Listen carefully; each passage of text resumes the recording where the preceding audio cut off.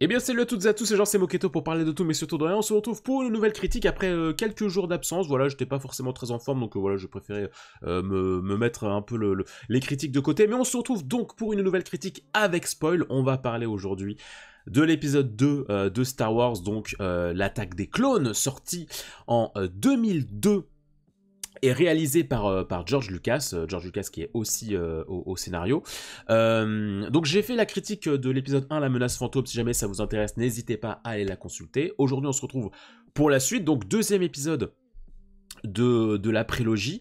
Alors, je vais pas faire de résumé parce que je pense que, enfin, je vais faire un résumé très très succinct en fait. Hein, ça va pas être très folichon parce que voilà, c'est une critique avec spoil, donc je suppose que vous avez tous vu le film, vous êtes là pour mon avis, vous connaissez bien le film.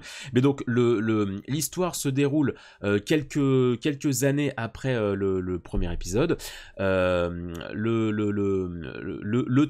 duo Obi-Wan et Anakin est de retour à Coruscant après plusieurs années d'entraînement. Mais donc, une menace semble peser sur le personnage de Padmé, donc la princesse Padmé, qui est victime de divers attentats. Donc on ne sait pas trop de qui ça provient. Est-ce que ça provient de la Fédération du Commerce? Est-ce que ça provient des Sith qui sont de retour? Est-ce que ça provient du comte Dooku qui était un ancien Jedi, etc. Bon, on ne sait pas trop. Donc Padmé part s'isoler sur sa planète natale à Naboo. Elle est escortée par Anakin et dans le même temps, Obi-Wan enquête sur l'étrange assassin de Padmé, donc un chasseur de primes du nom de Jango Fett. Ils ne savent pas encore par qui il a été recruté. Son enquête va l'amener sur la planète de Kamino, sur laquelle il va se rendre compte que, en secret, une armée a été commandée, une armée destinée à la République aurait été commandée par un certain maître Sifo-Dyas, une armée de clones qui serait en fait l'armée officielle de la République. Et donc il va être question un petit peu de comprendre de quoi il s'agit, qui a réellement commandé cette armée de clones, à qui est-elle vraiment destinée, et dans quel but, etc., etc. Je pense que je vais pas vous faire l'affront d'en parler plus que ça. Alors, l'attaque des clones... Oh là là, c'est compliqué. C'est compliqué parce qu'il y a du bien et il y a du pas bien à mes yeux. Encore une fois, je le répète, mais moi, mon premier rapport avec Star Wars, ça a été l'attaque des clones. Ça a été le jeu vidéo Star Wars Bounty Hunter, qui est un jeu centré sur le personnage de Jango Fett. Donc déjà, quand j'ai découvert ce film, j'avais déjà joué à Bounty Hunter, donc l'histoire centrée sur Jango Fett. Et donc c'est vrai que là où peut-être que 80% des gens ont été saoulés de voir une espèce de clone, de copie mal faite, enfin en tout cas une copie de Boba Fett, là où beaucoup de gens ont pu voir du fanservice facile, moi j'étais très impliqué par l'histoire, par l'arc narratif de Jango Fett dans ce film, parce que moi j'avais fait le jeu avant, j'adore le personnage de Jango Fett, et du coup j'avais hâte de le voir dans le film, et c'est vrai que ça m'avait beaucoup surpris de le voir dans un rôle de méchant, parce que dans Bounty Hunter, c'est pas qu'il est gentil, mais bon, comme c'est le protagoniste de son histoire, bon, voilà, t'as de la tâche pour lui. Donc c'est vrai que dans ce film, j'avais de l'empathie pour lui. Quand il se fait couper la tête et tout, j'étais en mode, ah non! Mais voilà, ça m'a porté la plus-value parce que, effectivement, ce dont parle le film, vis-à-vis de Jango Fett, c'est des choses que tu vois dans le jeu, c'est-à-dire quand Jango Fett il dit à Obi-Wan le comte Dooku, non, je le connais pas. Moi, j'ai été recruté par un certain Tyrannus sur une lune de Bogden. Tout ça, c'est des choses qui se passent dans le jeu. Quand il dit, quand les Kaminoïens sont là, oui, Jango Fett a eu cette demande bizarre d'avoir un seul clone pas modifié. Bah oui, tu comprends pourquoi en fait quand t'as fait le film. Donc c'est vrai que moi, j'ai vu beaucoup de critiques de gens qui disaient, mais putain, mais Jango Fett, mais c'est quoi ce personnage nul, on comprend pas et tout. En plus, le lien facile avec Boba Fett, tu comprends pas le pourquoi du comment. Parce que effectivement, le film est très maladroit là-dessus parce qu'il explique pas, c'est encore une fois le jeu qui l'explique. Donc c'est vrai que moi j'étais parti avec une sorte de plus-value par rapport à ça, mais je peux complètement comprendre qu'on trouve le personnage assez insipide et assez lambda, assez classique quand tu ne connais pas le passif de Jango Fett avec tout son passif de Mandalorien aussi, etc. Mais c'est vrai que du coup, ce qui est assez drôle entre guillemets avec ce film, c'est que moi je l'ai vu jeune je l'ai vu, j'étais jeune, il est sorti en 2002, j'ai dû le voir, j'avais 7-8 ans, et donc je l'ai vu assez jeune, j'avais une grande attache avec le personnage de Jango Fett, j'aime beaucoup le design des clones, etc. Et malgré tout ça, je me souviens que même à l'époque, même quand j'étais petit, donc pourtant à une époque où tu fantasmes les choses, où il y a des choses que que tu embellis beaucoup. Tu sais, quand t'es petit, souvent tu embellis encore plus, tu embellis les aventures, tu embellis le fanservice, les choses qui sont vraiment, où tu es vraiment la cible, les différents droïdes, les différentes machines, les différentes bestioles. Tu vois, quand t'es petit, t'es hypersensible à ça.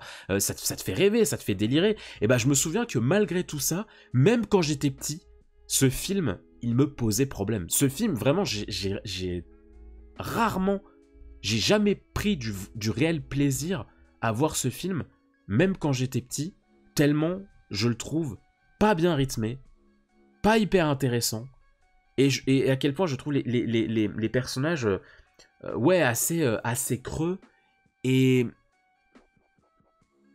très anecdotiques. J'ai envie de terminer sur... Je terminerai sur la note positive, donc je terminerai sur ce qui m'a plu en fin de critique, mais déjà, tout ce qui m'a déplu, c'est que déjà, on va dire que l'utilisation des décors pose problème, c'est-à-dire que moi, j'ai vraiment... À chaque fois que je vois ce film, j'ai ce sentiment de George Lucas, un peu comme un enfant qui découvre le fond bleu, qui découvre le fond vert, et qui, du coup, en fait absolument partout. Moi, vraiment, c'est incroyable à quel point il n'y a que à Naboo, et encore, que j'ai l'impression qu'on est dans du décor réel. Quand ils sont dans les grandes salles de réunion, ou quand ils sont dans la prairie, ou... putain, mon Dieu, la prairie. Ou alors au bord de l'eau. Là, c'est des décors que je sens qui sont réels, mais sinon, tout le reste, tout ce qui se passe à Coruscant, tout ce qui se passe dans toutes les autres planètes, je ressens du faux, je ressens du fond bleu, je sens du décor qui a de 15 mètres de profondeur, et c'est tout. Vraiment, alors c'est intéressant, tu vois, parce que c'est vrai que dans le 1, on voit pas beaucoup Coruscant. Et notamment, j'en discutais avec une amie qui me disait, c'est drôle à quel point moi j'ai le sentiment que le 2 est moins bien fait en effets spéciaux que le 1. Et moi, j'ai trouvé sa remarque très pertinente et très intéressante, parce que moi je lui ai dit, mais est-ce que ce n'est pas parce que, notamment, il y a beaucoup plus de scènes à Coruscant dans le 2 que dans le 1. Et dans le 2, effectivement, les scènes à Coruscant, bah là tu sens le fond vert. Quand il y a la course-poursuite un peu à la 5e élément, où ils poursuivent la chasseuse de Zam aussi, celle qui se fait tuer à la fin. Pareil, elle est dans le jeu, mais dans le film, elle sert à rien. Bon, bref. Mais ça, pareil, tu vois, je me dis, effectivement, est-ce que c'est pas parce que tu vois, t'as beaucoup de scènes de Coruscant, de scènes d'intérieur de Coruscant, quand tu les vois qui discutent sur une plateforme, t'y crois moyen, je trouve, en termes d'effets spéciaux. Enfin, moi, en tout cas, j'ai toujours eu un peu de mal à y croire. Et c'est vrai que les fonds verts, tout ça, les fonds bleus, il y en a quand même assez à outrance. Les décors, tu sens que c'est du toc dans les intérieurs des habitations de Coruscant, notamment. Tu sens un peu le toc. C'est dommage. Je trouve que c'est dommage. Ça manque de décors qui font un peu rêver. Je trouve que dans ce film, en plus, il y a une ambiance très... du coup, très sombre, très enquête, très délabrée, tu vois. Je trouve que dans ce film, il y a une ambiance très... qui correspond bien en fait à l'idée d'enquêter sur le fait qu'on va vraiment dans les bas-fonds de Coruscant, on va sur une planète Kamino qui est sans arrêt dans de la pluie, on va sur Geonosis qui est une sorte de Tatooine mais encore plus pauvre, enfin qui est encore plus sauvage, et du coup ouais, il y a ce côté assez sale, assez j'allais dire assez ghetto, ça veut rien dire, mais tu vois, un petit peu vraiment ce côté un peu steampunk, mais assez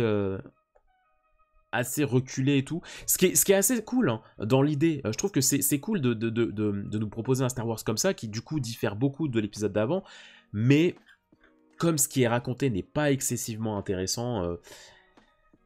ouais, j'ai du mal à croire au voyage, tu vois. Moi des endroits assez sales, assez lugubres, ça me convient si l'histoire suit derrière, tu vois. Je pense notamment à Rogue One. Rogue One, c'est pareil, on est dans une ère sombre où l'Empire a le contrôle, et du coup les décors ne sont pas là pour nous faire rêver, mais par contre c'est très intéressant.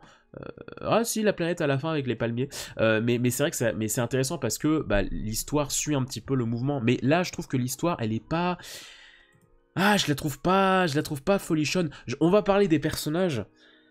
bon Dieu, Anakin et Padmé. Alors, j'ai vu le 2 avant d'avoir vu le 1. Donc c'est vrai qu'au début, j'étais en mode... L'histoire d'amour, j'étais en mode, bon, pourquoi pas. J'y crois pas du tout, mais pourquoi pas.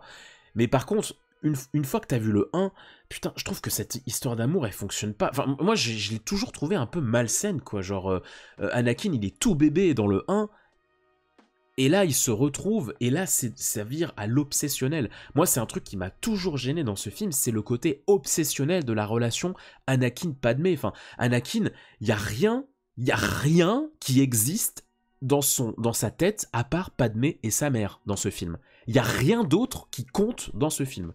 Et ça me pose problème, parce que du coup, il n'y a aucune nuance dans le personnage d'Anakin. Les curseurs sont beaucoup trop élevés sur son côté maladif, colérique et obsessionnel de son amour. Et ce qui est assez ironique, c'est que je trouve qu'il est beaucoup plus nuancé dans le 3 que dans celui-ci. Alors que le 3, c'est censé être le moment où ça y est, il vrille, ça y est, il se tourne vers Dark Vador. Alors que là, il n'est pas encore Dark Vador, et pourtant, je sens beaucoup plus de Dark Vador dans son côté malsain, quand il se met à parler de l'empire, de la mort de la démocratie, etc. Enfin, vraiment, il y a trop de moments qui sont appuyés pour nous faire songer à Dark Vador, et moi je suis pas fan de ça, parce que moi Dark Vador je l'ai déjà dans les 4, 5, 6. Moi, si tu veux me raconter l'histoire d'Anakin, montre-moi un autre personnage que quelqu'un qui est vraiment poussé par la colère et par l'arrogance, etc. etc. En plus, les scènes d'amour ne fonctionnent tellement pas pour moi, mais vraiment, il y a des scènes de dialogue qui sont longues, qui racontent pas grand-chose. Quand ils se mettent à parler du sable, j'aime pas le sable. Je trouve ça irritant, il est partout, il se faufile. Mais frère, on s'en bat les steaks. On s'en bat les steaks de ta vision sur le sable. Alors oui, je suis d'accord, c'est une allégorie, je comprends, il y a tout... Voilà, c'est une image derrière et tout, mais putain, la manière dont c'est amené, quand ils se disputent quand ils se chamaillent dans le champ... Oh là là, vraiment, vraiment, la première moitié du film, c'est poussif, hein. C'est vraiment poussif. C'est... Vraiment, quand il se met à faire flotter la poire vers Padmé, quand ils se mettent à parler, ouais, si tu éprouves des choses pour moi, dis-le-moi, etc. Enfin, oh là là là là, la scène de dîner quand ils sont sur Naboo et tout, avec Padmé qui est habillée un peu chaudasse et tout. Enfin, vraiment, y a rien, je trouve, qui fonctionne dans ce film. Hein. Dans ce film, pour moi, il y a rien qui fonctionne entre Anakin et Padmé. Tellement je trouve leur scène de dialogue vide et malsaine. Et en fait, moi ce qui me pose problème aussi dans ce film, c'est que je suis en mode, mais qu'est-ce qu'on essaie de me raconter en fait? Moi c'est ça qui me chagrine dans ce film, c'est que le côté, la montée de pouvoir de Palpatine, et de la montée progressive de l'Empire sur la chute future des Jedi, ça je la comprends, ça c'est hyper intéressant, et c'est pour ça que moi le côté politique, moi, m'a jamais trop dérangé, parce que ça je trouve ça intéressant de comprendre comment on est parti de la République à l'Empire. Ça c'est intéressant, dans ce film c'est la partie que je trouve la plus intéressante, mais par contre, ce qui touche au personnage de Anakin, donc qui est censé être le héros de l'histoire, ça par contre, à chaque fois je suis en mode, mais qu'est-ce que vous me racontez? Qu'est-ce que vous voulez me raconter au travers de cette histoire, quoi? Parce que vraiment... l'empathie on la sent pas, le développement on le sent pas, c'est trop... Les curseurs sont trop hauts encore une fois par rapport au personnage de Anakin. Je trouve pas effectivement aussi que le personnage joue particulièrement bien, je trouve qu'il joue un peu mieux dans le 3, mais dans le 2 oui c'est vrai qu'il joue pas extrêmement bien. Je suis pas en train de... Le pauvre il a dû déjà prendre tellement cher l'acteur d'Anakin, je vais pas en rajouter une couche, pardon. Mais oui je suis bien obligé d'admettre que bon je suis pas transcendé par son jeu d'acteur dans ce film,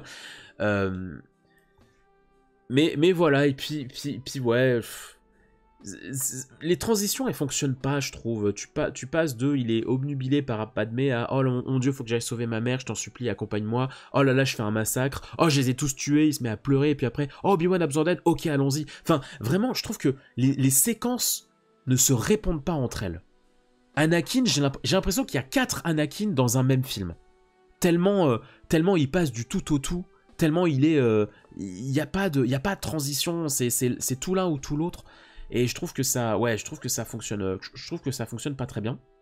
Ce que je trouve un petit peu aussi maladroit, si je puis dire, dans ce film, c'est la manière dont il nous présente un antagoniste par film, mais je les trouve pas très bien.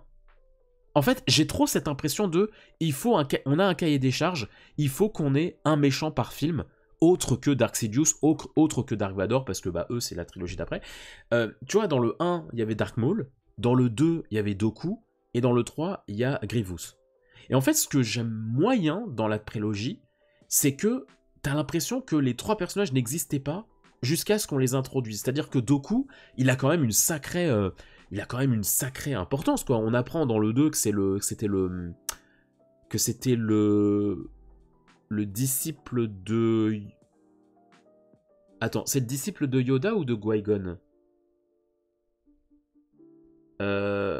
Non, il a entraîné Qui-Gon. Ou c'est... Ah, je sais plus, putain. Ah, j'ai un trou. Mais bref, tu apprends qu'il avait un lien soit avec Yoda, soit avec Qui-Gon, je sais plus dans quel sens c'est, mais tu comprends que l'un de ses maîtres, c'était c'était un personnage qu'on a déjà vu. Grievous, c'est le grand commandant des droïdes. Enfin, tu vois, c'est quand même des personnages assez emblématiques dans l'univers, mais tu n'en entends pas du tout parler jusqu'à ce qu'ils soient introduits. Genre, le comte Dooku, tu commences à en entendre parler dans le fil d'introduction dans le texte d'introduction du film, et t'es là en mode, ben ouais, mais ça aurait été cool de nous les introduire un peu plus tôt, tu vois, ne serait-ce qu'être évoqué ou quelque chose comme ça, tu vois. Dark Sidious, il aurait pu évoquer un peu Dooku en mode, mais c'est pas grave, je vais bientôt avoir un nouvel allié, etc., tu vois. Choses comme ça, mais je trouve qu'ils se répondent pas du tout entre eux. Donc ça, je trouve ça un peu dommage. Ça donne un petit peu trop un côté, on invente tout en dernière minute, quoi, pour un peu faire plaisir aux fans. Ce qui est un peu le cas, parce que, tu vois, Jar Jar, bon, ils l'ont vraiment atténué de fou, il existe quasiment plus dans ce film. Heureusement d'ailleurs, hein, je ne dis pas le contraire, mais il y a d'autres défauts qui viennent remplir ça, donc c'est un peu dommage. Notamment C3PO, pareil, c'est vraiment le gag du film qui est lourd, vers la fin c'est lourd. Je suis pas transporté par ce film. Ah, vraiment, à chaque fois que je le revois, c'est un petit peu c'est un petit peu le moment, putain, c'est vraiment, c'est pas facile, quoi. C'est l'étape pas agréable avant le 3 que je trouve beaucoup, beaucoup mieux, à tous les niveaux. Mais en tout cas, ouais, je trouve pas ce film intéressant dans ce qu'il me raconte. La partie enquête, encore une fois, est intéressante, mais encore une fois, elle est entrecoupée systématiquement très vite de scènes avec Anakin, donc ce qui donne un rythme assez intéressant. C'est intéressant. On retourne sur... Ah putain, attention. On retourne sur Anakin. Enfin, je trouve que les deux histoires en parallèle entre Obi-Wan et Anakin, ça se répond pas, bien. Mais pour finir sur une note un peu plus positive, je dois bien avouer que je suis un grand fan. Là, je pense que c'est mon côté enfant qui parle, mais j'avoue être assez fan du climax du film. En fait, à partir de l'arène, à partir du moment où Anakin, Padmé et Obi-Wan sont dans l'arène sur Geonosis, là, je kiffe. Là, vraiment, jusqu'à la fin, ça doit correspondre à quoi, la dernière demi-heure du film. Ça, je t'avoue que je suis très friand. J'adore les clones, j'adore leur design, donc c'est vrai que l'attaque à la fin, j'ai toujours trouvé très spectaculaire, elle fonctionne très très bien sur moi, tous les Jedi qui se battent, alors c'est vrai qu'on aurait peut-être voulu quelque chose d'un peu plus impressionnant, parce que là on est dans l'ère des Jedi, et c'est vrai que au final, la scène dans l'arène, ce sera la seule vraie scène où il y a une armée de Jedi qui se bat, dans la prélogie, et c'est dommage parce on est dans l'ère des Jedi, donc ça aurait été cool de voir plus de scènes de guerre avec des Jedi. Donc c'est vrai que c'est dommage. D'un autre côté, c'est des moines, c'est pas des guerriers, ils le disent dans le film, hein, on n'est pas une armée, hein, nous, on défend la paix, mais on n'est pas une armée. Mais c'est vrai que c'est quand même assez...